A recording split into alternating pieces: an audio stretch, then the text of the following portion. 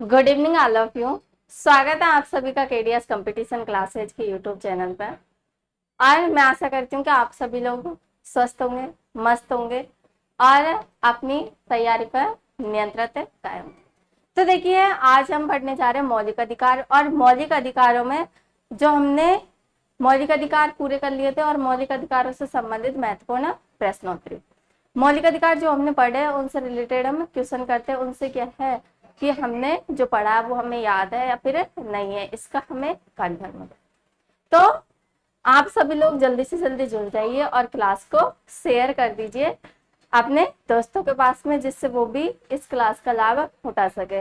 और ये जो क्लास है वो आपके लिए सभी एग्जाम, चाहे वो स्टेट एग्जाम हो या फिर सेंट्रल लेवल के एग्जाम हो, सभी के लिए बहुत यूजफुल रहेगी। तो आप सभी लोग जुड़ जाइए जल्दी से जल्दी। क्वेश्चन है, निम्नलिखित मौलिक अधिकारों में से कौन सा अधिकार नागरिकों को व गैर नागरिकों को दोनों को प्राप्त है। अब आपको ये बताना है कि इनमें से कौन सा अधिकार है जो नागरिकों को भी प्राप्त है, भारतीय नागरिकों को, भारतीय यानी भारत के तो है जो क्या हो गए नागरिक, और विदेशी यानी गैर नागरिक। तो जो नागरिकों को भी प्राप्त हो और गैर नागरिकों को भी प्राप्त हो। देखिए, कुछ अधिकार ऐसे हैं जो केवल नागरिकों को प्राप्त है केवल, और कुछ अधिकार ऐसे हैं जो दोनों को प्राप्त है। आप बताइए कौन सा अधिकार है जो नागरिक और गैर नागरिक दोनों को प्राप्त है। इसमें ये पूछा जा रहा है कि कौन सा मौलिक अधिकार है जो नागरिक और गैर नागरिक दोनों को प्राप्त है। बताइए कौन सा अधिकार है। संस्कृति में शैक्षिक अधिकार, अवसर की समानता का अधिकार, या फिर समानता का अधिकार, या फिर स्वतंत्रता का अधिकार। बताइए।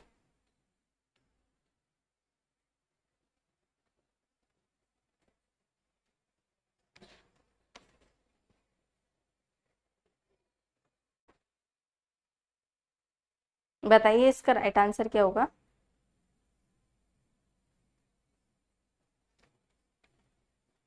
देखिए, अब हम बात करते हैं कौन कौन से ऐसे अधिकार हैं जो भारतीयों को प्राप्त है, केवल भारतीयों को प्राप्त है। तो देखिए, हम बात करते हैं केवल भारतीयों, केवल भारतीयों। तो देखिए, आर्टिकल बात करें हम, आर्टिकल 15, आर्टिकल 16, आर्टिकल 19, आर्टिकल 29 और आर्टिकल 30। ये ऐसे अनुच्छेद है जो केवल किसको प्राप्त है, केवल भारतीयों को प्राप्त है। केवल किसको प्राप्त है, भारतीयों को प्राप्त है। बाकी जो अधिकार है वो भारतीय और गैर, मतलब नागरिक और गैर नागरिक दोनों को प्राप्त है। जबकि जो आर्टिकल 15 है, आर्टिकल 16 है, आर्टिकल 19 है, आर्टिकल 29 है और आर्टिकल 30 है, ये जो अधिकार है वो केवल किसको प्राप्त है, भारतीयों को प्राप्त है। यानी नागरिकों को प्राप्त है, गैर नागरिकों को प्राप्त नहीं है। तो देखिए यहाँ पर सांस्कृतिक व शैक्षिक अधिकार। तो देखिए, सांस्कृतिक व शैक्षिक अधिकार, शिक्षा व संस्कृति का अधिकार, ये सांस्कृतिक व शैक्षिक अधिकार है वो आर्टिकल 29 और 30 की बात करता है। आर्टिकल 29 और 30 की बात करता है। अवसर की समानता का उल्लेख आर्टिकल 16 में किया गया है, आर्टिकल 16 में किया गया है। समानता का अधिकार, और देखिए समानता का अधिकार है, और समानता का अधिकार है, इसका जो उल्लेख किया गया है वो कहां से कहां तक किया गया है, 14 से 18। और इसमें बात करते हैं स्वतंत्रता का अधिकार, और स्वतंत्रता का अधिकार 19 से 22 की बात। स्वतंत्रता का अधिकार, समानता का अधिकार और सांस्कृतिक व शैक्षिक अधिकार और अवसर की समानता। देखिए, इसमें अवसर की समानता दे दिया गया, तो 16 और 19 ये तो प्राप्त है नहीं, ये तो केवल भारतीयों को प्राप्त है। जबकि देखिए समानता का अधिकार, समानता का अधिकार में आर्टिकल 14 दोनों को प्राप्त है, भारतीय और गैर भारतीय, मतलब नागरिक और गैर नागरिक को प्राप्त है आर्टिकल 14। आर्टिकल 15 और 16 प्राप्त नहीं है, 17 और 18 ये भारतीय और गैर भारतीय दोनों को प्राप्त है। स्वतंत्रता के अधिकार की बात करें हम, इसमें देखिए यदि यहाँ पर है स्पष्ट में दे दिया जाता कि यहाँ पर है स्वतंत्रता में कि भाषण और अभिव्यक्ति की स्वतंत्रता, तो हम ये कह देते, फिर तो समानता का अधिकार पर हम टिक कर देते। लेकिन यहाँ पर है स्वतंत्रता का अधिकार। समानता का भी कुछ आर्टिकल ऐसे है जो भारतीय और गैर भारतीयों को प्राप्त है, और स्वतंत्रता का भी कुछ ऐसे, तो हम इनमें से एक ऑप्शन को सही कर लेते हैं, यहाँ पर लगा लेते भाषण और अभिव्यक्ति की स्वतंत्रता। तो ये केवल भारतीयों को प्राप्त है, तो समानता का अधिकार कर सकते हैं, क्योंकि समानता का अधिकार में जो समानता का अधिकार है, स्वतंत्रता का अधिकार तो भारतीयों को है, और लेकिन जो समानता का अधिकार है, और समानता का अधिकार भारतीय और गैर भारतीय दोनों को, तो यहाँ पर जो ज्यादा बेटर रहेगा वो थर्ड ऑप्शन रहेगा। तो समानता का अधिकार है वो भारतीय और गैर भारतीय दोनों को प्राप्त है, तो इसमें सी ऑप्शन बिल्कुल राइट आंसर हो जाएगा। अगला क्वेश्चन है, अगला क्वेश्चन देखिए, अगला क्वेश्चन है संविधान के अनुच्छेद 19 में उद्धृत निम्नलिखित स्वतंत्रता को क्रमबद्ध कीजिए। जो स्वतंत्रता की बात की गई है किस में, अनुच्छेद 19 में, उनको आपको क्रमबद्ध करना है। संघ अथवा यूनियन बनाने का गठन, कोई भी व्यवसाय अपनाने का, भारत के भूभाग में कहीं भी स्वतंत्र भ्रमण करने का, शांतिपूर्ण तरीके से बिना हथियार के एकत्रित होने का। नीचे दिए गए विकल्पों में से सही उत्तर को चुनिए। अब देखिए आर्टिकल 19 और आर्टिकल 19 के तहत आर्टिकल 19 और आर्टिकल 19(1) के अंतर्गत कितने प्रकार की स्वतंत्रता है, तो मूल में हम बात करते हैं तो मूल में 7 प्रकार की स्वतंत्रता थी। लेकिन जो संपत्ति की स्वतंत्रता है, संपत्ति की स्वतंत्रता, इसे कब हटा दिया गया, तो इसे 44वां संविधान संशोधन 1978 के द्वारा हटा दिया गया। बात करें हम बाकी जो वर्तमान में कितनी है, तो 6 स्वतंत्रता। कौन कौन सी है, देखिए पहली है जो भाषण और अभिव्यक्ति की स्वतंत्रता, भाषण और अभिव्यक्ति की व्यक्ति की स्वतंत्रता। किसकी स्वतंत्रता, भाषण और अभिव्यक्ति की स्वतंत्रता। दूसरी तो शांतिपूर्ण और शस्त्र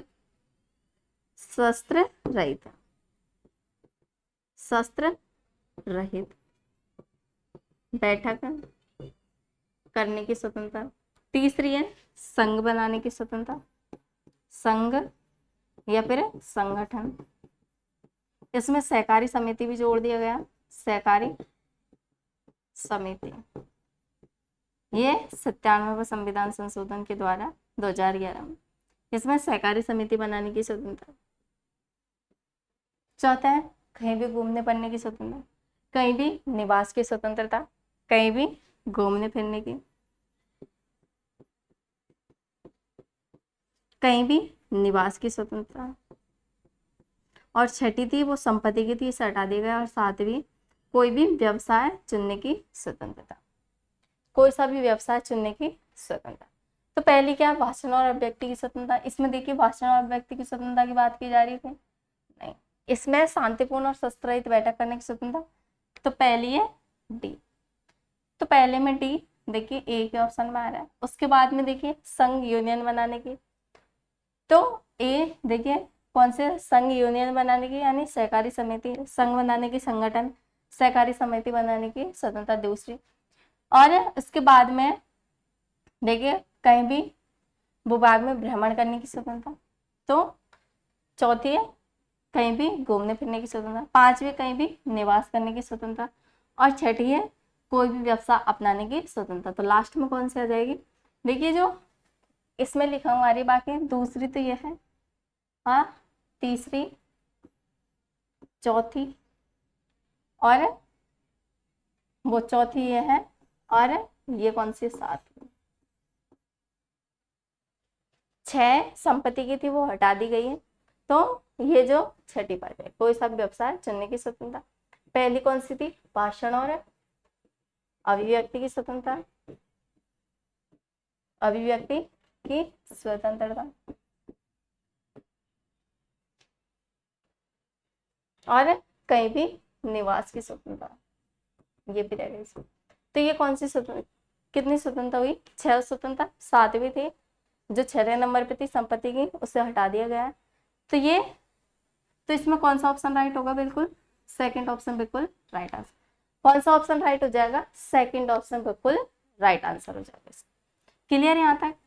तो आर्टिकल 19 और आर्टिकल 19 के तहत कितने प्रकार की स्वतंत्रता दी गई है, 6 प्रकार की स्वतंत्रता, मूल में 7 की थी, एक को हटा दिया गया 44वें संविधान संशोधन के द्वारा संपत्ति को। अब कौन कौन सी, भाषण और अभिव्यक्ति की स्वतंत्रता, शांतिपूर्ण सशस्त्रित बैठक करने की स्वतंत्रता, संघ बनाने, संगठन या सहकारी समिति बनाने की स्वतंत्रता, कहीं भी भ्रमण करने की स्वतंत्रता, भारत में कहीं भी विचरण कर सकते हैं, कहीं भी निवास की स्वतंत्रता, और कोई सा भी व्यवसाय चुनने की स्वतंत्रता। और ये केवल किसको प्राप्त है, भारतीयों को प्राप्त है। अगला क्वेश्चन है, राष्ट्रीय आपातकाल के दौरान भी भारतीय संविधान के निम्नलिखित में से कौन कौन से अनुच्छेद प्रदत्त अधिकारों को प्रवर्तित कराने के लिए किसी न्यायालय में समावेदन करने के अधिकार को निलंबित नहीं किया जा सकता। ऐसे कौन कौन से आर्टिकल हैं जो राष्ट्रीय आपातकाल के दौरान भी निलंबित, यदि आपातकाल लग जाता है तो पता है कि जब आपातकाल लग जाता है तो मौलिक अधिकारों का हनन हो जाता है, मौलिक अधिकार निलंबित कर लिए जाते हैं। लेकिन ऐसे कौन कौन से अधिकार है जिनका निलंबन नहीं होता है, तो कौन कौन से अधिकार है जिनका निलंबन नहीं होता है। आर्टिकल अनुच्छेद 20 और 21, अनुच्छेद 21 और 22, अनुच्छेद 24, अनुच्छेद 14 और अनुच्छेद 15, अनुच्छेद 19 और 20। बताइए। तो देखिए आर्टिकल 359 की बात करते हैं। आर्टिकल 350, आर्टिकल 352 के तहत राष्ट्रीय आपातकाल लग जाता है तो हमारे जो मौलिक अधिकार है उनका हनन हो जाता है। लेकिन आर्टिकल 359 ही कहता है, और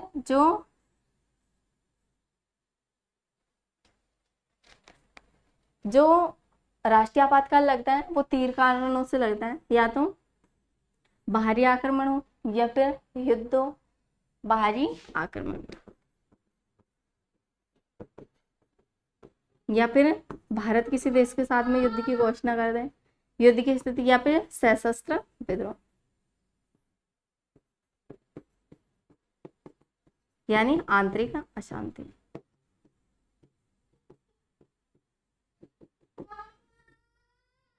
आंतरिक अशांति के स्थान पर सशस्त्र विद्रोह। इन 3 कारणों से क्या लगता है, राष्ट्रीय आपातकाल लगता है। और यदि राष्ट्रीय आपातकाल किसके तहत लगता है, 300, यदि देश में राष्ट्रीय आपातकाल लग जाता है तो हमारे जो मौलिक अधिकार है उनका क्या कर लिया जाता है, हनन कर लिया जाता है। लेकिन आर्टिकल 359 ये कहता है कि राष्ट्रीय आपातकाल के दौरान भी जो आर्टिकल 20 है और आर्टिकल 21 है इनका निलंबन नहीं होता।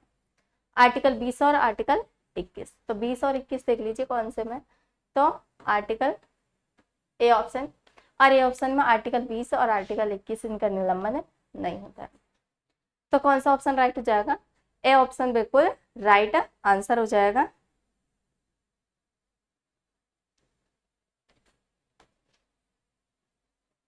कौन सा राइट हो जाएगा, ए ऑप्शन बिल्कुल राइट आंसर हो जाएगा।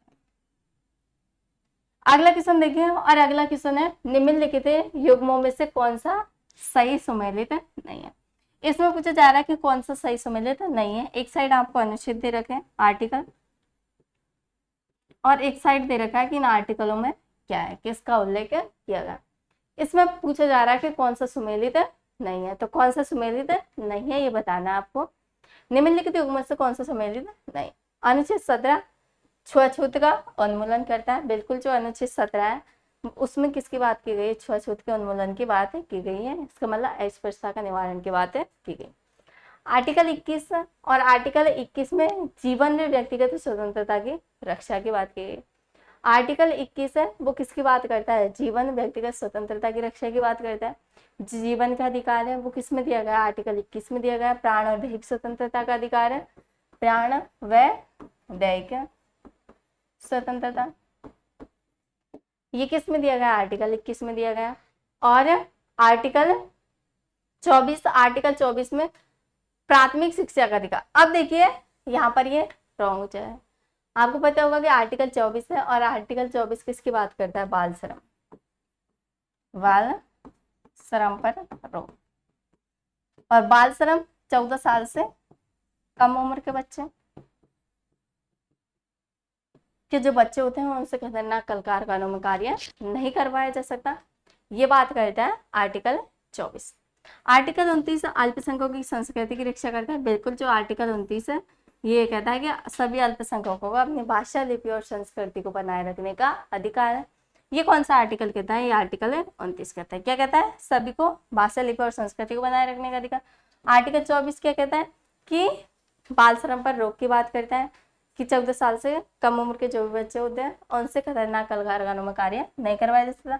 आर्टिकल 21 प्राण वैधानिक स्वतंत्रता, जीवन और व्यक्तिगत स्वतंत्रता की रक्षा करता है। और आर्टिकल 17 छूत। तो इसमें स ऑप्शन है, इसमें पूछा जा रहा है सही सुमेलित नहीं है, तो कौन सा नहीं है? स ऑप्शन सही सुमेलित नहीं है, तो इसमें स ऑप्शन बिल्कुल राइट आंसर हो जाएगा। अगला क्वेश्चन देखिए, मूल अधिकारों से संबंधित जनहित याचिका दायर की जो PIL है, जनहित याचिका की जा सकती है। मूल अधिकारों से संबंधित जनहित याचिका दायर की जा सकती है। अब देखिए, जो जनहित याचिका है वो कहाँ पर दायर की जा सकती है? देखिए, सुप्रीम कोर्ट यहाँ पर बात की जा रही है, मात्र उच्च न्यायालय में। दूसरा मात्र यहाँ पर उच्चतम न्यायालय यानी सुप्रीम कोर्ट, उच्च न्यायालय हाई कोर्ट, किसी भी न्यायालय के समक्ष यानी कोई सा भी सत्र न्यायालय, और उच्चतम न्यायालय व उच्च न्यायालय दोनों के समझते, यानी ये बात करता है सुप्रीम कोर्ट और हाई कोर्ट। सुप्रीम कोर्ट और हाई कोर्ट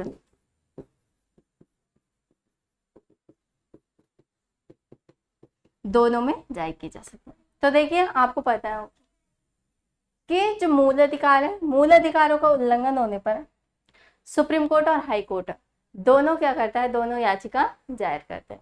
जो आर्टिकल 32 की बात करते हैं हम, और आर्टिकल 32 है संवैधानिक उपचारों का अधिकार, संवैधानिक उपचारों का अधिकार।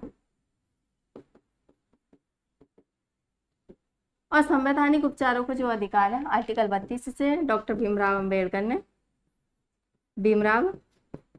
अंबेडकर इन्होंने क्या कहा? इसे संविधान की आत्मा कहा। ये किसे कहा है? आर्टिकल 32 पर। आर्टिकल 32 से यदि हमारे जो मौलिक अधिकार है और मौलिक अधिकारों का उल्लंघन होता है तो जो हमारा सुप्रीम कोर्ट है वो 5 प्रकार के रिट जारी करता है। सुप्रीम कोर्ट क्या करता है? मौलिक अधिकारों की रक्षा करता है। और कितने प्रकार के रिट जारी करता है? तो ये 5 प्रकार की रिट जारी करता है। कितने प्रकार के रिट जारी करता है? 5 प्रकार के रिट जारी करता है।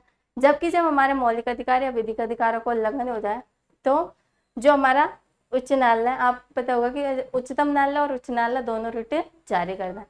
उच्च न्यायालय भी रिट जारी करता है आर्टिकल 226 के तहत।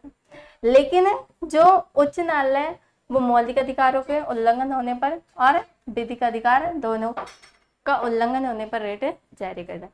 मौलिक अधिकारों का उल्लंघन होता है तब भी और विधिक अधिकारों का उल्लंघन होता है तब भी। लेकिन जो हमारा सुप्रीम कोर्ट है वो मौलिक अधिकारों का उल्लंघन होने पर रिट जारी करता है। तो देखिए, जब हमारे मौलिक अधिकारों को उल्लंघन होता है तो हम हाई कोर्ट और सुप्रीम कोर्ट दोनों में जा सकते हैं, कहीं भी याचिका दायर करा सकते हैं। तो इसमें कौन सा ऑप्शन राइट हो जाएगा? तो जो उच्च न्यायालय और उच्चतम न्यायालय दोनों हमारे अधिकारों को क्या करते हैं? संरक्षण करते हैं। तो इसमें डी ऑप्शन राइट हो जाएगा बिल्कुल। उच्चतम न्यायालय व उच्च न्यायालय दोनों के समक्ष हम या जनहित याचिका दायर कर सकते हैं। कौन सा ऑप्शन राइट होगा? इसमें डी ऑप्शन बिल्कुल राइट ऑप्शन हो जाएगा। आर्टिकल 32 के तहत सुप्रीम कोर्ट और आर्टिकल 226 के तहत कौन सा कोर्ट? हाई कोर्ट है, वो क्या जारी करता है? जनहित वो रिट जारी करता है। अगला क्वेश्चन देखिए, अगला क्वेश्चन है भारत के संविधान के किस अनुच्छेद के अंतर्गत राज्य शब्द को परिभाषित किया गया? देखिए, राज्य शब्द है और राज्य शब्द को किसके अंतर्गत परिभाषित किया गया? आर्टिकल 13, आर्टिकल 12 अनुच्छेद व आर्टिकल 14 और आर्टिकल 32। बताइए। अब देखिए, जो राज्य शब्द को परिभाषित किया गया वो किसके अंतर्गत किया गया? बात करते हैं हम किसकी, आर्टिकल 13, तो ये न्यायिक पुनरावलोकन की बात करता है। न्यायिक पुनरावलोकन, न्यायिक पुनरावलोकन की बात करता है कि कोई भी ऐसी विधि जो मौलिक अधिकारों को उल्लंघन करती है या फिर संविधान का उल्लंघन करती है, वो चाहे संविधान के लागू होने से पहले की हो या संविधान के लागू होने की बाद की हो, तो जो हमारे सुप्रीम कोर्ट है यानी जो हमारे न्यायालय है वो उसे गैर संवैधानिक घोषित कर सकता है, इसका मतलब उसे शून्य घोषित कर सकता है। ये बात क्या करता है आर्टिकल 13। सेकेंड ऑप्शन है आर्टिकल 12, और आर्टिकल 12 राज्य शब्द को परिभाषित करता है। राज्य शब्द को क्या करता है, परिभाषित करता है। कौन सा, आर्टिकल 12। आर्टिकल 14 में दो प्रकार की समानता दी गई है, विधि के समक्ष समानता और विधि का समान संरक्षण।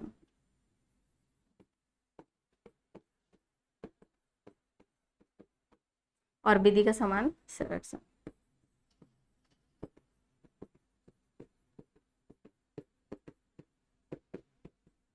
विधि के समान संरक्षण की बात करते हैं और विधि के समक्ष समानता की बात। आर्टिकल 32 है, ये हमारे मौलिक अधिकारों का उल्लंघन होने पर, मौलिक अधिकारों का उल्लंघन होने पर हमारी रक्षा करता है। संवैधानिक उपचारों का अधिकार और सुप्रीम कोर्ट है वो 5 प्रकार के रेट जारी करता है। आर्टिकल 12 में राज्य शब्द को परिभाषित किया गया है, और राज्य शब्द में यहाँ पर है, देखिए राज्य शब्द है, इसमें हमारी संसद है और यहाँ की सरकार, या फिर हम ये कह सकते हैं केंद्र की सरकार और संसद सम्मिलित होगी। दूसरा, सरकार और संसद, राज्य की सरकार और विधानमंडल।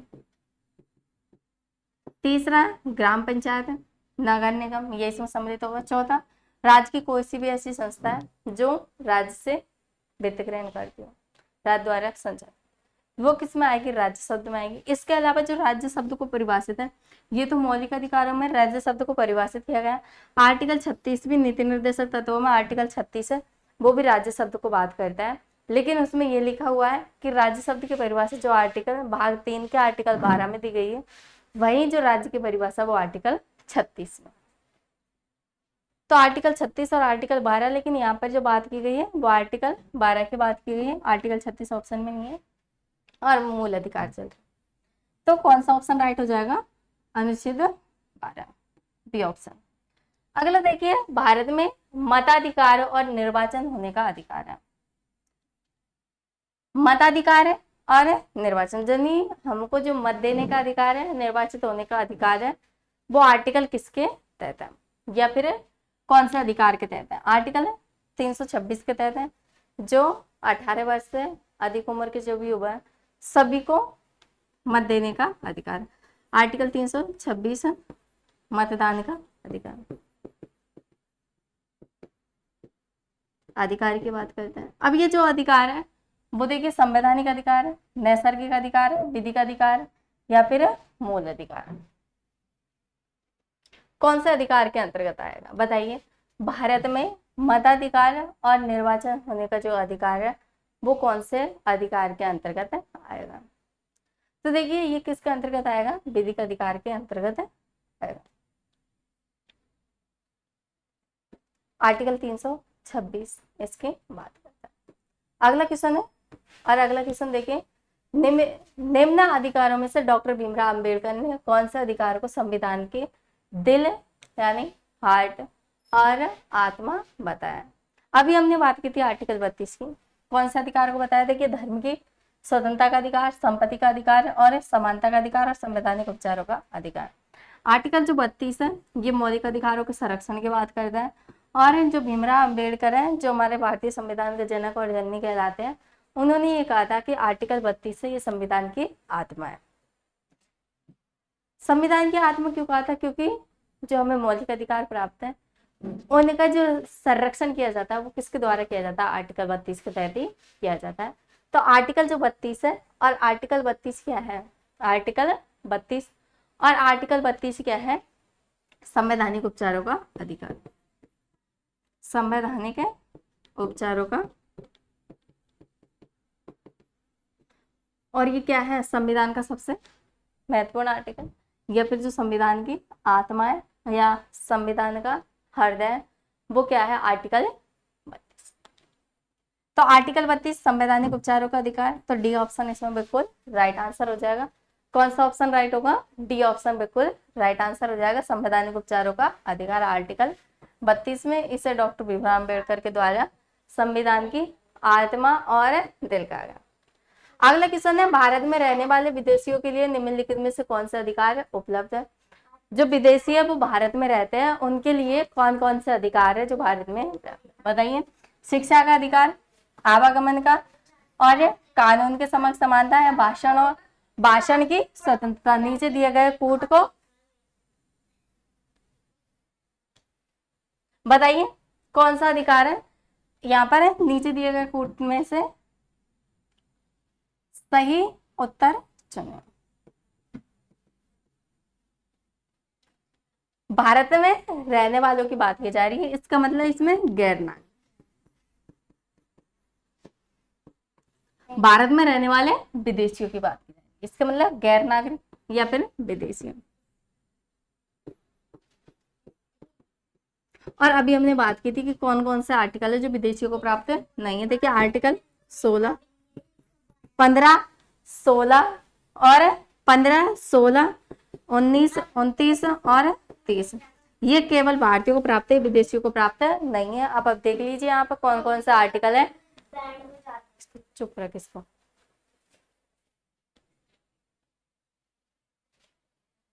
तो देखिए जो शिक्षा का अधिकार है आर्टिकल किसके अंतर्गत आता है? 21A के अंतर्गत। जो 86वां संविधान संशोधन, 86वां संविधान संशोधन,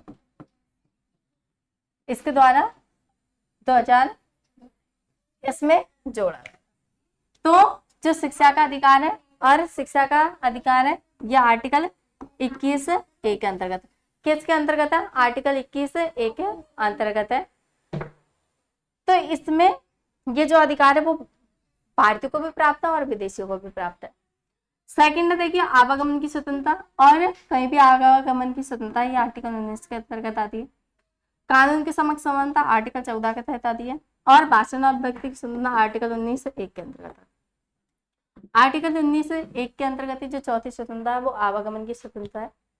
तो देखिए जो आवागमन की स्वतंत्रता और भाषण और अभिव्यक्ति की स्वतंत्रता है ये केवल भारतीयों को प्राप्त है, और ये भी केवल भारतीयों को प्राप्त है।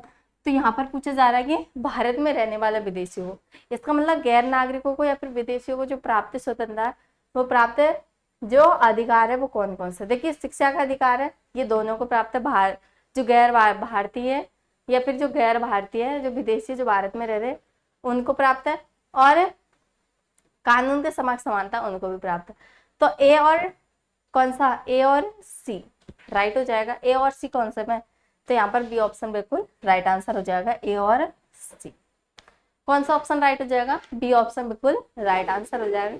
चलते हैं अगले क्वेश्चन पे। और अगला क्वेश्चन है ये क्या कह रहा है? देखिए निम्नलिखित में से कौन सी रिट अवसर या न्यायाधिकरण के लिए जारी की जाती है जिसने अपने अधिकार क्षेत्र का प्रयोग करने से मना कर दिया? ऐसा व्यक्ति जो न्यायिक अधिकार अवसर है और न्यायाधिकरण के लिए जारी की जाती है, जिसने क्या कर दिया है? अपने जो अधिकार क्षेत्र में जो भी कार्य आ रहा है और अधिकार क्षेत्र में भी प्रयोग करने से मना कर दिया। उत्प्रेक्षण, निषेध, अधिकार परीक्षा और परमादेश। एक होती है बंदी प्रत्याशीकरण। ये 5 प्रकार की रेट है जो जारी की जाती है। बंदी प्रत्याशीकरण यानी शरीर सहित किसी को उपस्थित करना, परमादेश आदेश देना, अधिकार परीक्षा किस अधिकार से,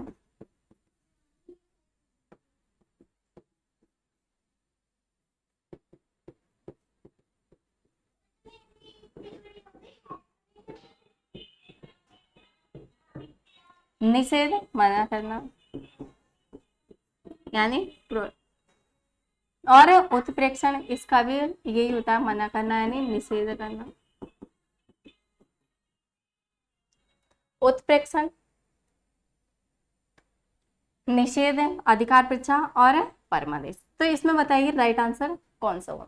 तो इसमें यदि कोई भी न्यायिक प्राधिकारी है या फिर कोई भी कर्मचारी वो अपने अधिकार क्षेत्र में जो कार्य आ रहा है उससे मना कर देता है यदि, तो उसे आदेश दिया जाता है, कोर्ट के द्वारा ये आदेश दिया जाता है कि हम आपको आदेश देते हैं कि जो कार्य क्षेत्र आपके कार्य क्षेत्र में आ रहा है उसे आप करें। तो परमादेश से कौन सी रीट जारी होगी उसके खिलाफ?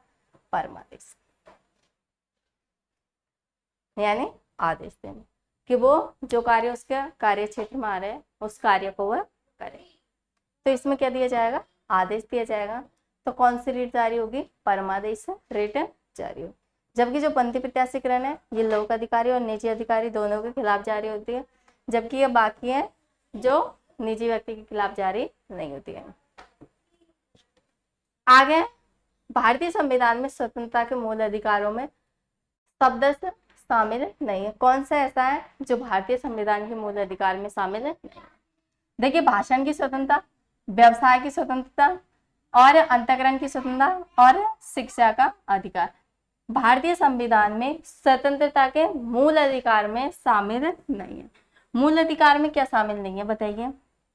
शिक्षा का अधिकार शामिल नहीं है, अंतःकरण की स्वतंत्रता शामिल नहीं है, या व्यवसाय की स्वतंत्रता शामिल नहीं है, या फिर भाषण की स्वतंत्रता शामिल है। भारतीय संविधान में स्वतंत्रता के मूल अधिकार में शामिल है, क्या शामिल नहीं है बताइए? देखिए, जो मूल हमारे अधिकार थे, मूल अधिकारों में हमें देखिए भाषण और अभिव्यक्ति की स्वतंत्रता 19 के तहत, 19(1) की बात करते हैं। व्यवसाय की स्वतंत्रता 19 में, कोई सा भी में व्यवसाय अपनाने की स्वतंत्रता है। और 19(1) में देखिए ये तो एक ही अंदर थी, 19(1) में एक ये अंतःकरण की स्वतंत्रता आर्टिकल 25 के तहत हमें अंतःकरण की स्वतंत्रता, कोई भी धर्म को मानने, प्रचार प्रसार करने और उसके अनुरूप आचरण करने, अंतःकरण की स्वतंत्रता आर्टिकल 25। लेकिन शिक्षा का अधिकार, और ये शिक्षा का अधिकार मूल संविधान में नहीं था। यहाँ पर बात की जा रही है मूल अधिकारों में। तो जो मूल अधिकार थे उनमें शिक्षा का अधिकार सम्मिलित नहीं था। ये दिया गया था 86वां संविधान संशोधन। संविधान संशोधन किसके द्वारा? 86वां संविधान संशोधन के द्वारा। तो जो 86वां संविधान संशोधन है इसके द्वारा जोड़ा गया था आर्टिकल 21(a) और इसमें शिक्षा का अधिकार, शिक्षा का अधिकार 6 से 14 वर्ष के बच्चे,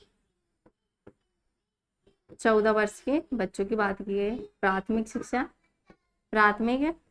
की अनिवार्य रूप से प्राप्त करना। ये तो इसमें डी ऑप्शन बिल्कुल राइट आंसर हो जाएगा। बाकी ये सब मूल संविधान में थी, मूल अधिकारों में थी, लेकिन जो शिक्षा का अधिकार है मूल अधिकारों में नहीं था। किसमें नहीं था? मूल अधिकारों में नहीं था। क्लियर है यहाँ तक? आगे देखिए, अगला क्वेश्चन है, किसी व्यक्ति को उसके जीवन तथा व्यक्तिगत स्वतंत्रता से विधि द्वारा स्थापित प्रक्रिया को छोड़कर अन्य किसी प्रकार से वंचित नहीं किया जा सकता। इसका उल्लेख संविधान के किस अनुच्छेद में है? तो क्या कहना चाह रहा है किशन? किसी भी व्यक्ति को उसके जीवन तथा व्यक्तिगत स्वतंत्रता, जीवन की स्वतंत्रता और व्यक्तिगत स्वतंत्रता से विधि द्वारा स्थापित प्रक्रिया को छोड़कर अन्य किसी प्रकार से वंचित नहीं किया जा सकता। विधि द्वारा स्थापित प्रक्रिया, विधि के द्वारा हम प्रक्रिया स्थापित करके अधिकारों में कमी कर सकते हैं, उसके अलावा कमी नहीं कर सकते हैं ये। और इसमें जीवन का अधिकार और व्यक्तिगत स्वतंत्रता की बात की गई आर्टिकल 19, आर्टिकल 20, आर्टिकल 21 और आर्टिकल 22। देखिए, जो आर्टिकल 22 है और आर्टिकल 20, आर्टिकल 19 हम देख चुके हैं, आर्टिकल 21 भी देख चुके हैं, प्राण और व्यक्ति स्वतंत्रता की बात करता है और आर्टिकल 21 से ये संबंधित। जीवन का अधिकार और व्यक्तिगत स्वतंत्रता का अधिकार आर्टिकल 21 है, और आर्टिकल 20 और आर्टिकल 22।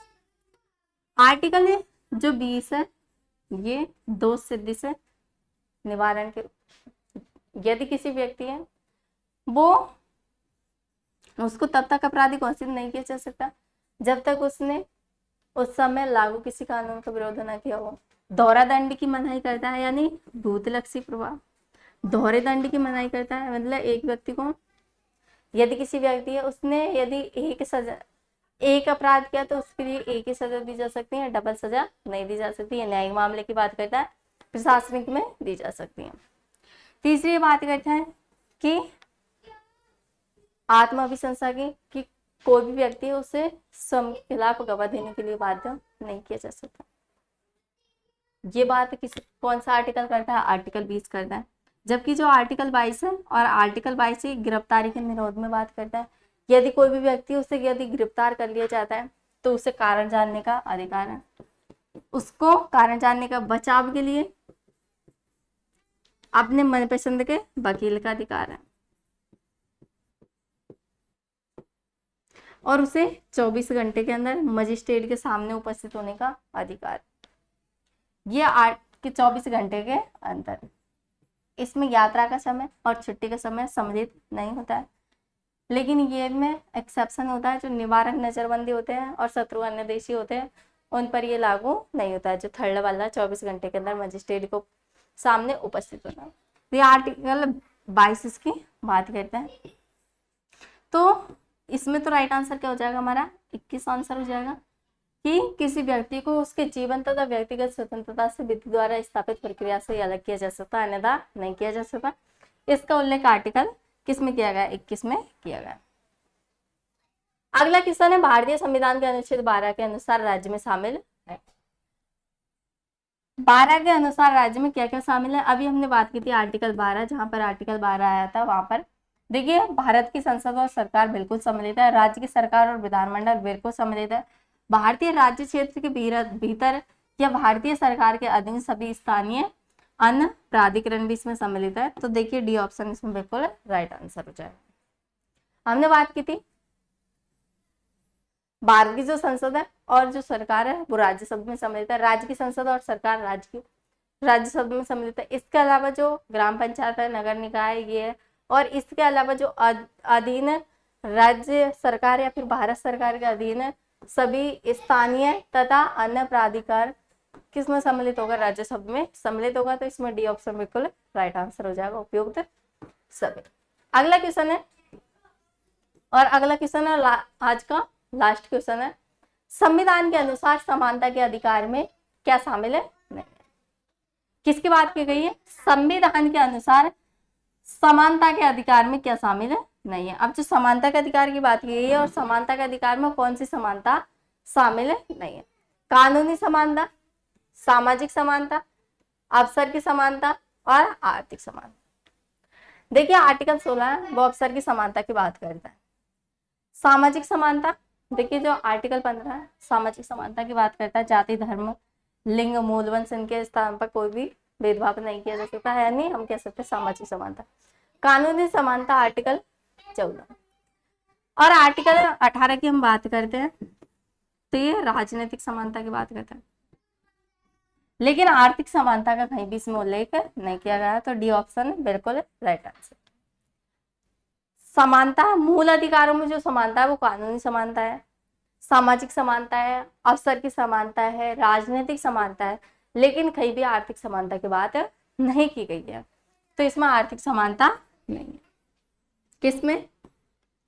तो इसमें बात की गई है संविधान के अनुसार समानता के अधिकार में क्या शामिल नहीं है? तो आर्थिक समानता शामिल है। कौन सी समानता शामिल नहीं है? आर्थिक समानता शामिल नहीं है। आज का हमारे ये लास्ट क्वेश्चन है। आज की क्लास यही खत्म। देखिए जो ये क्लास हुई है वो सारे एग्जामों के लिए बहुत ही ज़्यादा यूजफुल रहने वाली है। तो आप सभी लोगों को यदि ये क्लास पसंद आई हो तो ज़्यादा से ज़्यादा शेयर करें, और जिसने भी अभी तक चैनल को सब्सक्राइब नहीं किया है वो चैनल को सब्सक्राइब करें। Thank you.